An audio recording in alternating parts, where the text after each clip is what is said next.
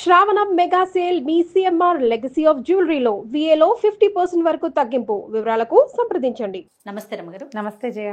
రమగారు, మనకి ఈ శ్రావణ మాసంలో మంగళవారాలు కూడా విశిష్టంగా పూజలు చేసుకుంటూ ఉంటాం. అవును. ఒకసారి మంగళవారం యొక్క విశిష్టత, అనుసరించాల్సిన విధి విధానాలు. మామూలుగా మనకు మంగళవారం పనికిరాదు చాలా మందికి. మంగళవారం శుక్రవారం మేము ఇవ్వం, తీసుకోం, అది చెయ్యం, ఇది చెయ్యం, మంగళవారం తెచ్చుకోకూడదు, మంగళవారం ఇవ్వకూడదు, మంగళవారం వెళ్ళకూడదు, ఏ పని మొదలు పెట్టకూడదు, ఎంత లెక్కలుంటాయో మంగళవారానికి. ఏమిటో మా వాళ్ళు మంగళవారాన్ని జయవారం అనేది మా నాయనమ్మ. మాకు మొదలు పెట్టకూడదనే నియమం లేదు జయ. మా ఇంట్లో పనికిరాదు అన్న మాట అనుకోం మేము. మంగళవారం నాడు ఎందుకు బయలుదేరటం అలాంటివి లేవు. మంగళవారం అంటే జయవారం. మంగళము అంటే ఏమిటి? జయం, శుభం. అందుకని మేము ఆ సిద్ధాంతం మేమైతే పాటించాం. మా నాయనమ్మ అనేవారు, మా పెద్దక్కయ్య కూడా నాయనమ్మ ఇట్ట అనేది అని చెప్తుంది. ఏనాటి మా నాయనమ్మ? మా పెద్దక్కయ్యే చాలా పెద్దదైపోయింది, అయినా కూడా అలాగే అనుకుంటాం. అలా నమ్మకం లేదు, కానీ చాలా మందికి ఉంటుంది.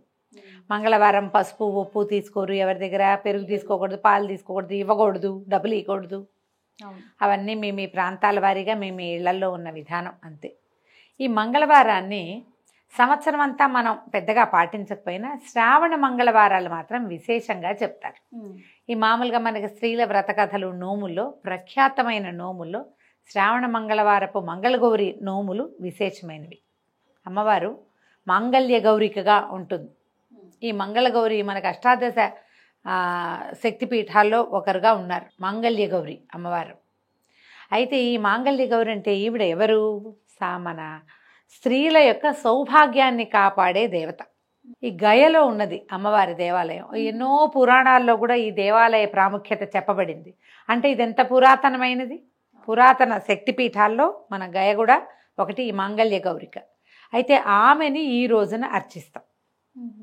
ఇక్కడ అమ్మవారి పేరు విశేషంగా క్షేత్రం పేరు చెప్పబడదు, కానీ మంగళ గౌరీ పూజా విధానం కనపడుతుంది. సాధారణంగా నిత్య పూజలు చేసుకునే స్త్రీలు ఎలా చేస్తామంటే వారమంతా గౌరీ పూజ, శుక్రవారం నాడు మాత్రమే లక్ష్మీ పూజ. గౌరీని అర్చిస్తే ఏంటంటే ఆమె సర్వమంగళ, భర్తతోటి సగభాగంగా కలిసి ఉంటుంది. ఇది మనం శివపార్వతుల విషయంలో చెప్పుకుంటాం. అక్కడి నుంచి పరదేవత సదాశివుడితోటి కలిసి ఉంటుంది. శివశక్తి స్వరూపాల కలయికే శక్తి. ఓకే. ఆయన లేకుండా ఆవిడ లేదు, ఉండదు. మనం సృష్టిలో కూడా, సృష్టి క్రమంలో కూడా భర్తతో కలిసి ఉన్న స్వరూపంలోనే అమ్మవారు కనపడుతుంది. మనకి షట్చక్రాలు చెప్తారు.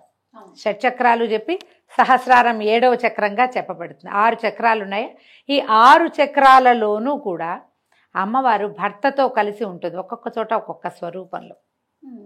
భూతనాథుడు భూతనాయకి, అట్లా శివుడు శివాని, శర్వుడు శర్వాణి, రుద్రుడు రుద్రాణి, ఇట్లా ఈశానుడు ఈశాని, ఇట్లా మొత్తం మీద ఆమె భర్తతోటి కలిసి ఉంటుంది. అంటే మనకి భర్తలతోటి విడదీయరాని సంబంధం కలిగి ఉండటానికి ఆశ్రయించవలసిన దైవం ఎవరంటే మంగళగౌరి.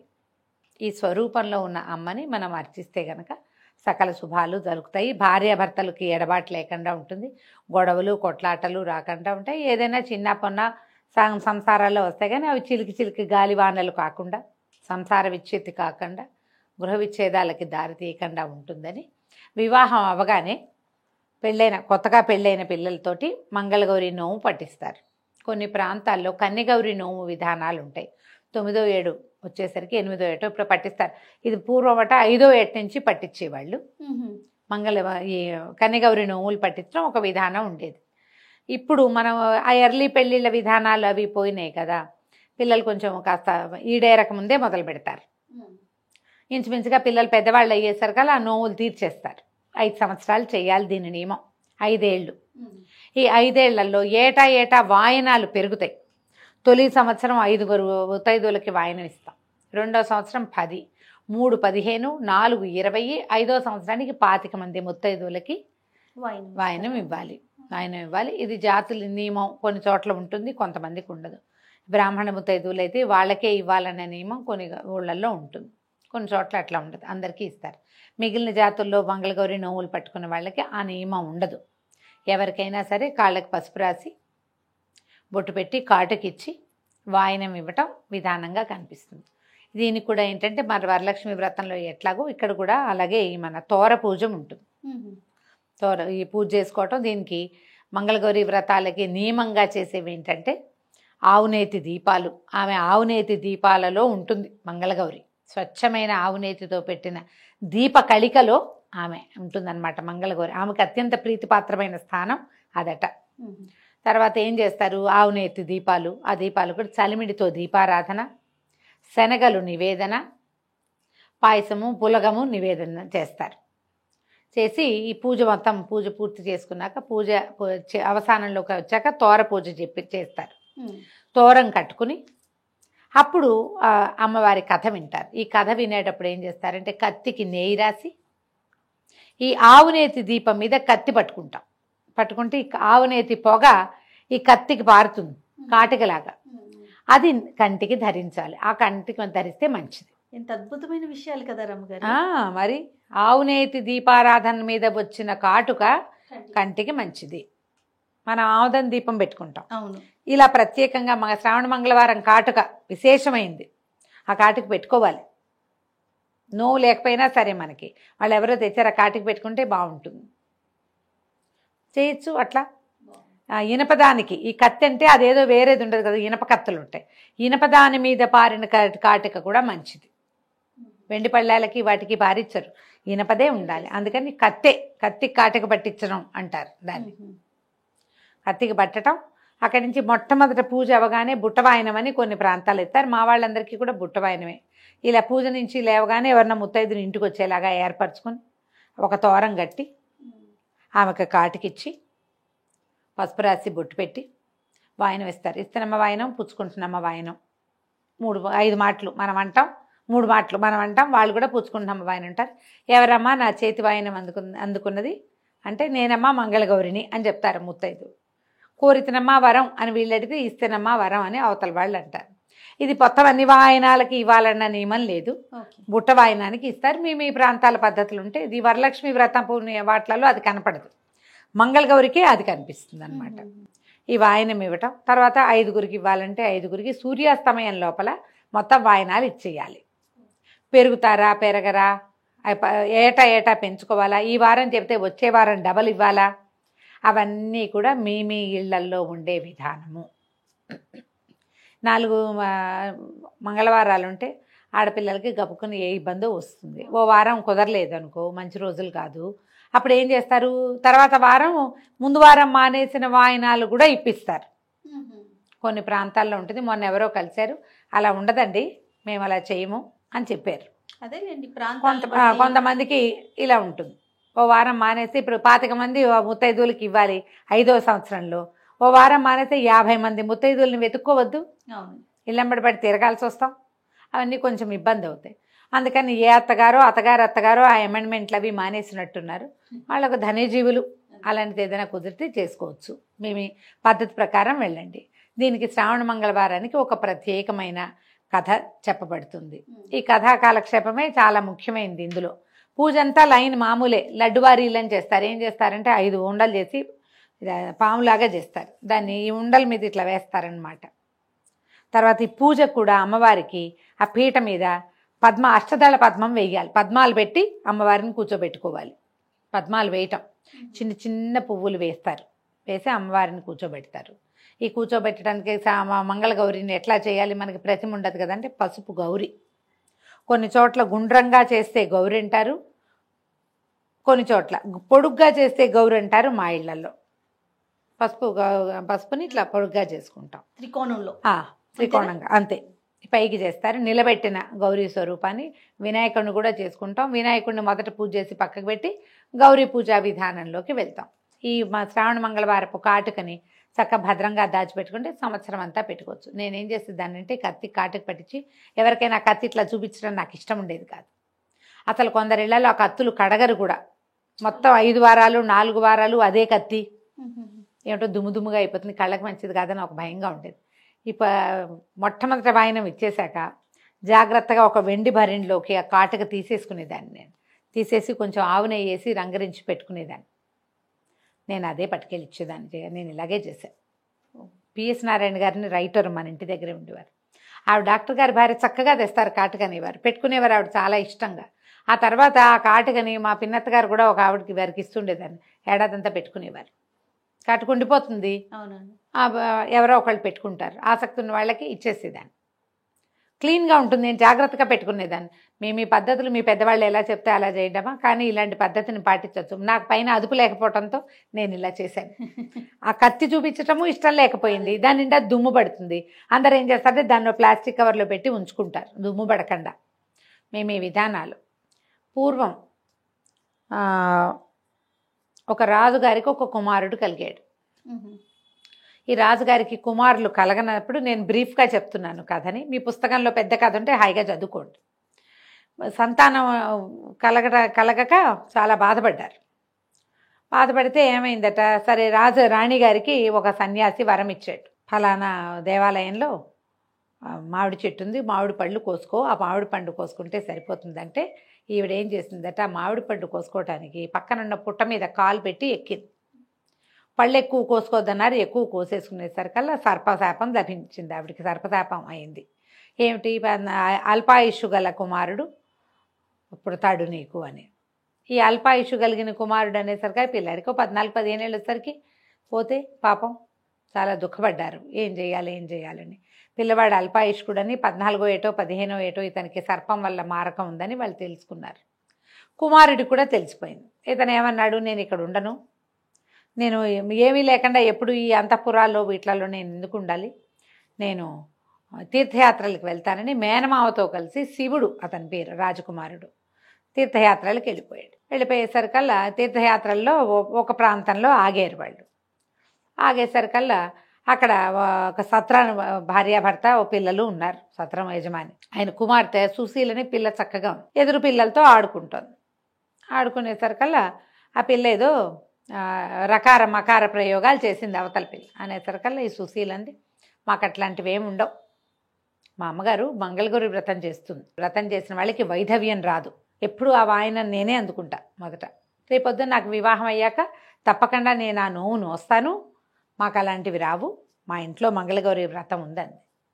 ఈ శివుడు ఈ మేనమావ కనిపించింది, ఈ పిల్లకి వైధవ్యం రాదని చెప్తోంది, ఈ పిల్లని కనుక మన వాడికి పెళ్లి చేసుకుంటే ఈ వీడికి ఉన్నటువంటి అకాల మృత్యు దోషం తప్పుతుందేమోనని మా అబ్బాయికి ఇచ్చి పెళ్లి చేయండి అని అడిగాడు.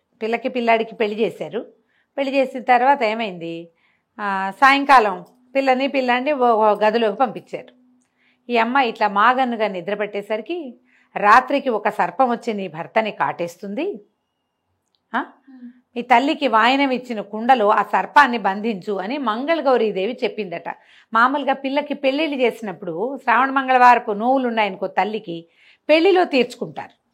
ఈ అమ్మాయికి పొద్దునే ఏం చేసింది, వాళ్ళ అమ్మ యజ్ఞం అది అయిపోయాక వివాహం క్రతువు అయిన తర్వాత యజ్ఞం చేస్తారు, చిన్న హోమం జరుగుతుంది, నాగవల్లి సదస్యము అవి జరుగుతాయి.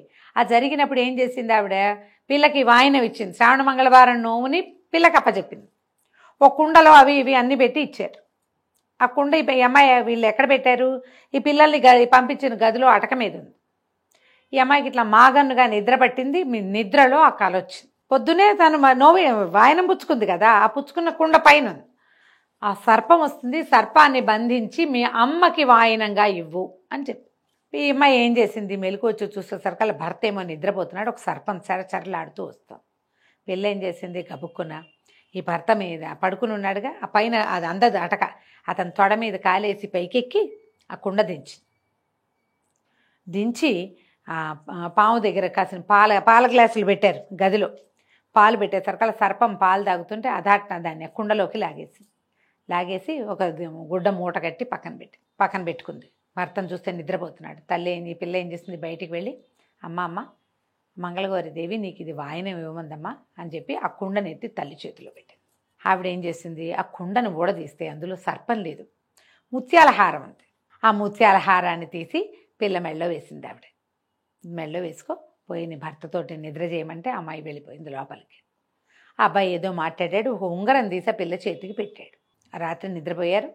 తెల్లవారిన తర్వాత ఈ పిల్లవాడేమో మేనమావతో కలిసి మళ్ళీ తీర్థయాత్రలకు వెళ్ళిపోయాడు. ఇక వెళ్ళిపోయాడు. భర్త ఇంట్లో లేడని చెప్పింది, అతను లేడు, తెల్లవారుజామున మేము కలిసి నిద్రించాం, పొద్దున్నే వెళ్ళిపోయాడు అని.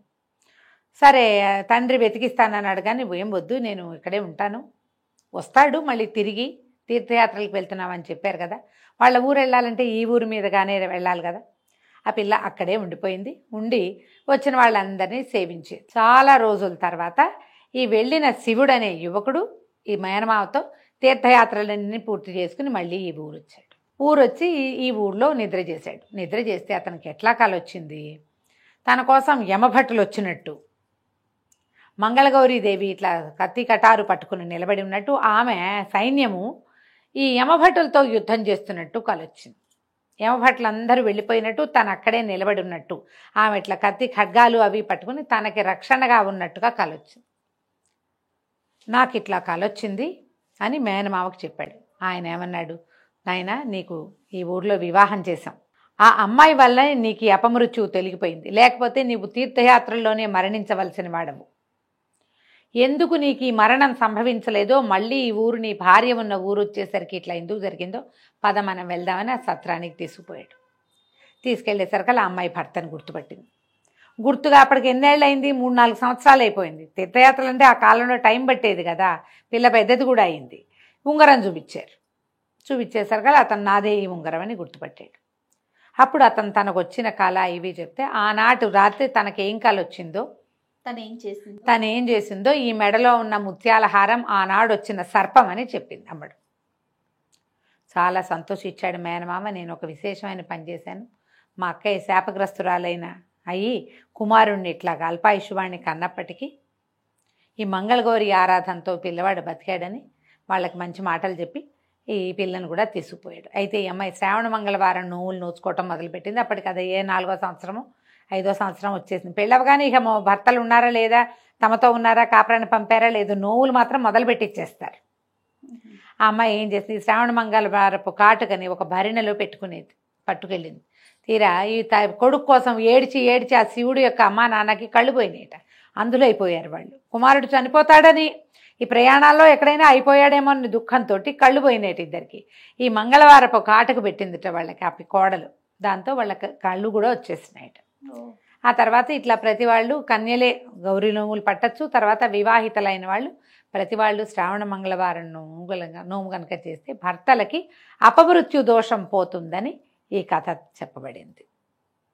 పూర్వకాలపు గాథ కాబట్టి ఇట్లా దారైపోతూ వివాహం ఏంటంటే ఏదో సాంఘంగా కనుక్కునే వాళ్ళు, జాతిపాతి అన్నీ కనుక్కుని పెళ్ళిళ్ళు జరిగేవి. మనం ఎన్ని కథల్లో చూస్తాం, ఈ కథ కూడా అలాంటి కథ కానీ చెప్తారనమాట. ఈ కథ విన్నాక అక్షతలు అమ్మవారి మీద కొన్ని వేసి మన శిరస్సు మీద ఆడపిల్లలు వేసుకోవాలి. తర్వాత భర్తలకి పెద్దవాళ్ళకి నమస్కారం చేసి అక్షింతలు వేయించుకుని ఈ బుట్ట వాయనం ఇచ్చి సాయంకాలం లోపల సూర్యాస్తమయం లోపల మీకు ఎన్ని వాయనాల లెక్క ఉంటే ఆ వాయనాలు లెక్క ప్రకారం అప్పచెప్పాలి.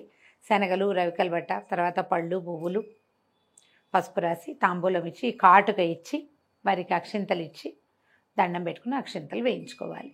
కుదిరితే 5 ఏళ్ళు చేసుకోవచ్చు. ఒకవేళ మనకు 5 ఏళ్ళు అయిపోయినాయి కానీ మీరు గౌరీ పూజ లక్షణంగా చేసుకోవచ్చు.